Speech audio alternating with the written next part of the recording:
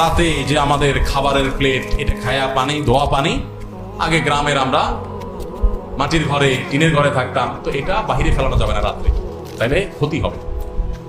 এই মাসালা যারা বানাইছেন, জাল হাদিস, নিষেধ নাই কোথাও হাদিসে, ফাললে কেউ ফালাতে পারে, কিন্তু অবশ্যই দেখে শুনে ফালাতে হবে কার গায়ের পড়ে কিনা। আগের যুগে তো এত কারেন্টের ব্যবস্থা ছিল না, এত বিদ্যুৎ ছিল না, লাইট ছিল না, তো কেউ যদি উড়াদুড়া খাইয়েই দরজা খোলা দিয়ে বাইরে মারে, কারো গায়ে পড়তে পারে।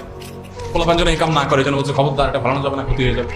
হ্যাঁ, ভাঙা প্লেটে খাওয়া যাবে না, ক্ষতি হবে। ভাঙা প্লেটের ভাঁজে ভাঁজে হয়তো ওইটা হয়তো কোনো প্লেটের দোকানদার হাদিস বানাইছে, যাতে করে কোনো কোনো প্লেট বিক্রি হয়। দেখি যে আরেকটা মাসালা আছে না এরকম, যে কি, যদি পড়ে কেউ বই খোলা রাখে, পোলাপান বই পড়ে খোলা রেখে চলে যায়, তাহলে কি হয়?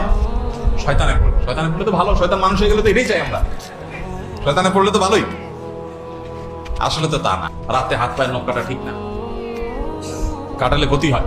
আসলে করোনা দিতে কোথাও নিষেধ নেই, কেউ চাইলে কাটতে পারে, কিন্তু নিষেধ